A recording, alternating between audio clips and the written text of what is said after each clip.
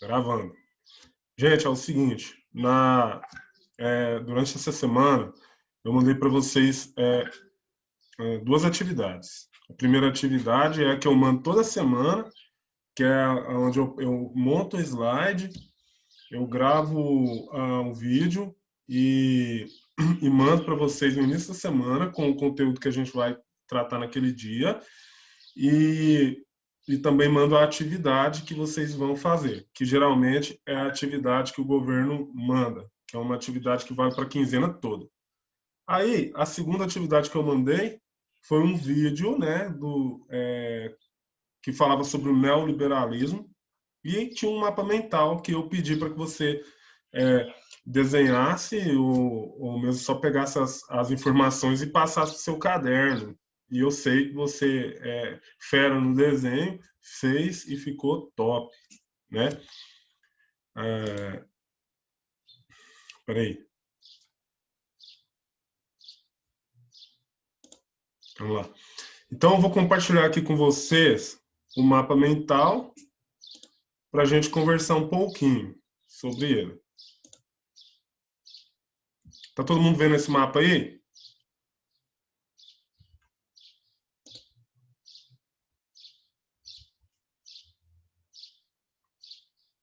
Obrigado. Responde com um joinha assim, ó. Você consegue fazer um joinha aí no seu aplicativo? Muito bem, Arthur. Legal, valeu. Se alguém mandar por chat agora, eu não vou conseguir porque eu estou compartilhando tela.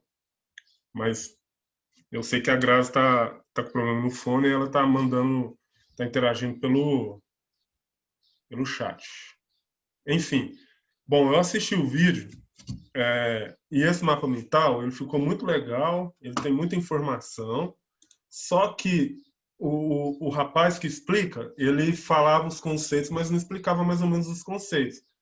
Então, eu acho importante falar sobre cada conceito desse aqui, ou melhor, sobre alguns desses conceitos aqui para ficar mais claro para a gente esse assunto, né? Para a gente entender um pouquinho melhor. Davi entrou aqui. Fala, Davi. Seja bem-vindo. Vamos lá. Então, ó, lá no começo tinha o desenho dessa moça aqui, né? E ela falava que o neoliberalismo é uma política econômica dos anos 70. Então, primeiro vamos entender aqui o que é neoliberalismo.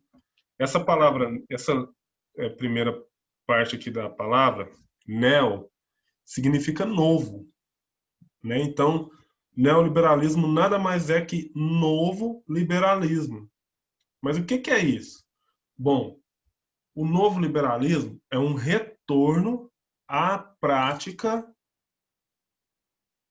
política e econômica que se chamava liberalismo, que a gente vê aqui no início do mapa mental, que era praticado no mundo desde a segunda metade do século XVIII em diante. Então você tem no século XVIII, 1700 e bolinha para frente, o século XIX, de 1800 até 1900, todinho, o século XX, até aqui em 1929, né? O liberalismo era praticado. E aí o liberalismo, ele tem esses três conceitos aqui importantíssimos para você entender o que é liberalismo. Primeiro conceito, propriedade privada. O que é propriedade privada?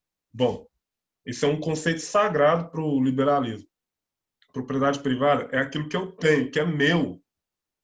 Uma casa, uma fazenda, uma empresa, um carro, uma bicicleta, enfim. Isso é propriedade privada.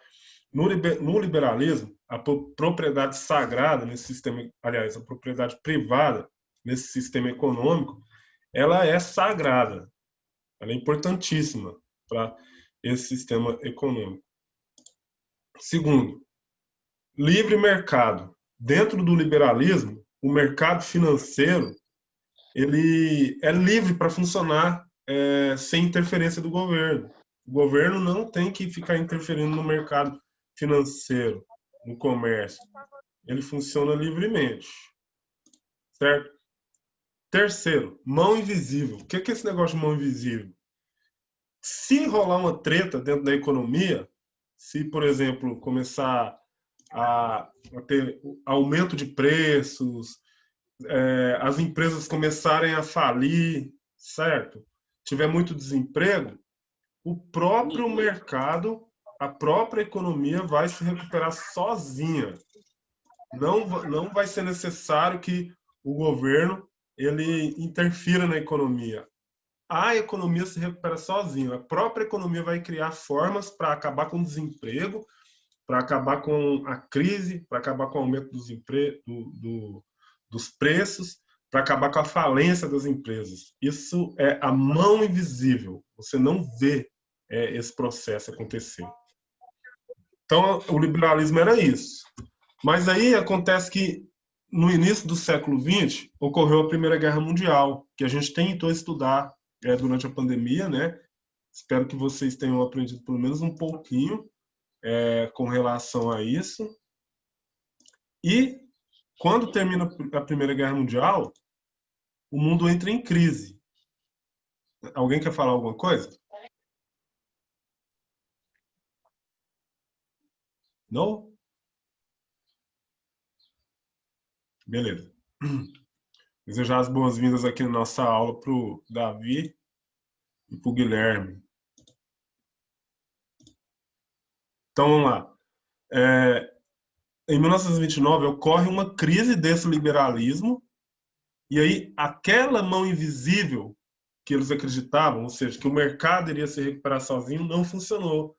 E aí esse cara aqui, ó, no desenho, o Keynes, o John Keynes, John Maynard Keynes, ele criou uma nova política, e nessa política ele dizia que o governo deveria intervir sim na economia.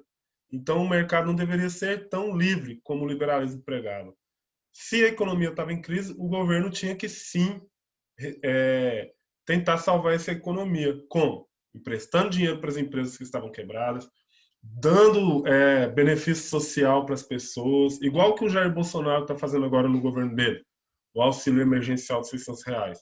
Então, dando auxílio para as pessoas, financeiro, criando emprego para a população, comprando empresas, montando negócios para essa economia recuperar. Né? Então, isso se chama intervenção do Estado. E essa prática ficou conhecida como keynesianismo porque foi o Keynes que fez esse negócio. Só que depois de algum tempo, a crise voltou.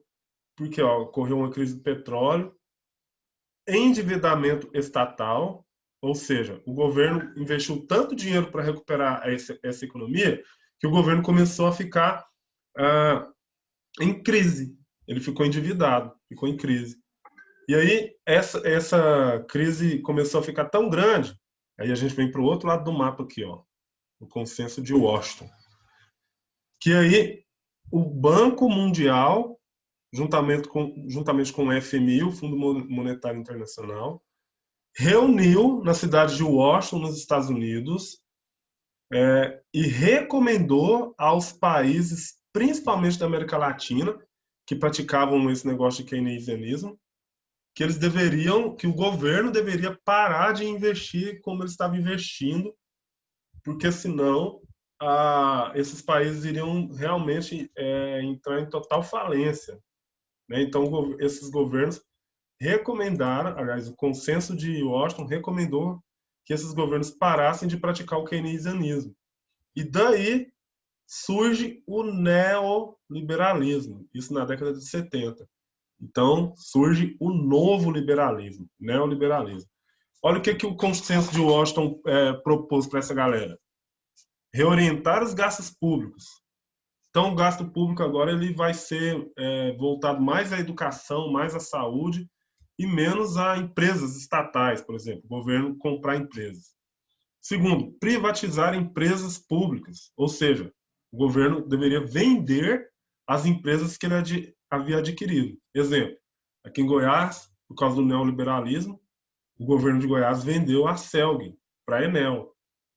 E aí, hoje, você está aí super feliz, maravilhado com a Enel, né? Porque a Enel ela é uma empresa excelente, né? Inclusive não falta energia na nossa cidade.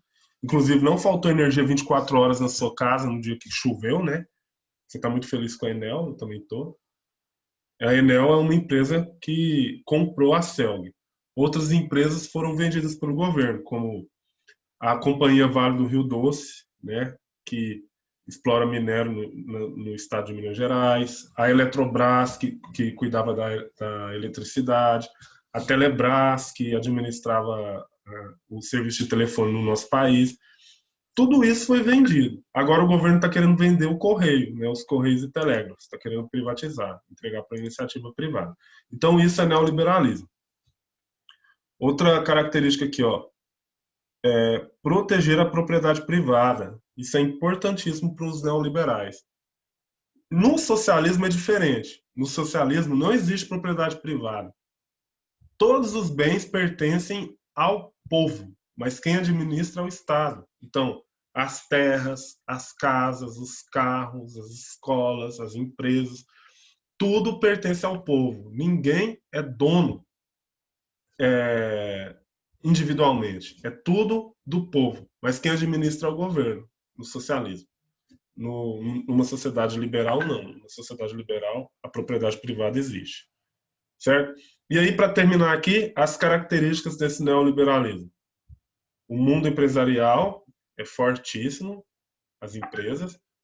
As empresas que pertencem ao governo são vendidas, como a gente já viu aqui na parte anterior. E o Estado é mínimo. O que é o Estado? O que é isso, Estado mínimo? O governo não intervém na economia, o governo não dá auxílio, o governo não cria tantos impostos para a população pagar. E aquilo que o governo faz é investir em saúde, investir em educação, investir em infraestrutura, mas dentro da economia mesmo o governo não intervém. Isso faz parte dessa estratégia do liberalismo. E outra característica forte é essa questão da expansão das transnacionais, ou seja, das multinacionais que são muito presentes no Brasil a partir da década de 70. O que é uma multinacional? É uma empresa que tem sede em outro país, mas que está esparramada pelo mundo todo. Você já deve ter visto isso com a sua professora Sálita em geografia.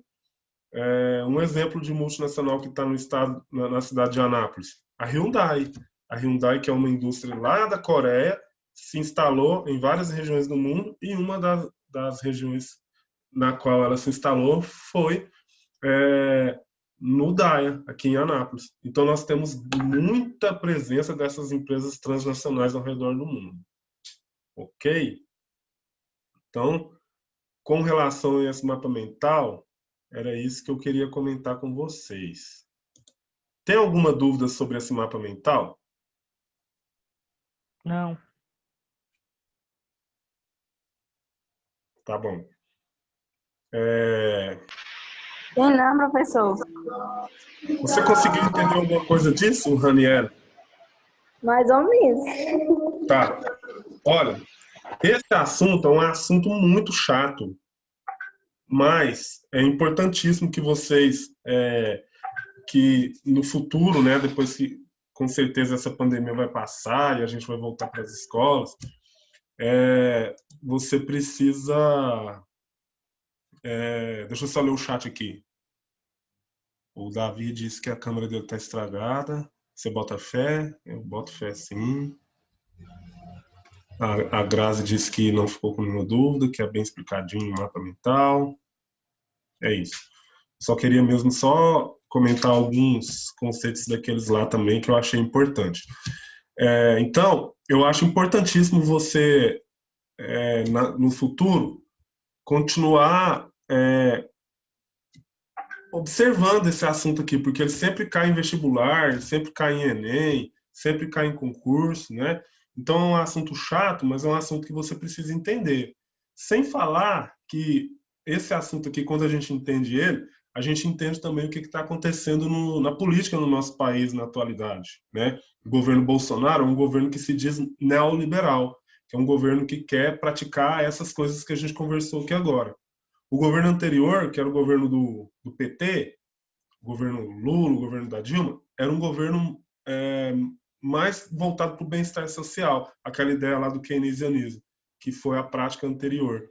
Mas ele também foi um governo que já adentrou dentro do mundo, já nesse contexto neoliberal. Beleza. A atividade que vocês fizeram, a primeira atividade, deixa eu ver se ela está aqui. Não está aqui, não. Vou deixar isso. Bom, essa atividade eu vou gravar aquela primeira atividade da semana, eu vou gravar um videozinho bem pequenininho explicando ela e vou enviar para vocês conferirem as suas respostas depois. Tá bom?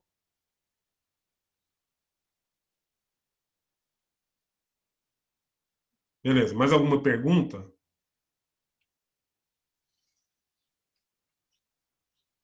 Certo.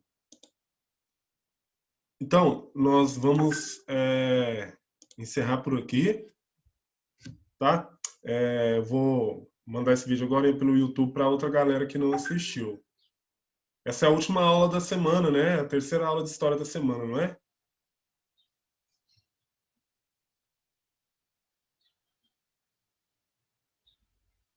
Eu acho que é mesmo. Deixa eu ver aqui.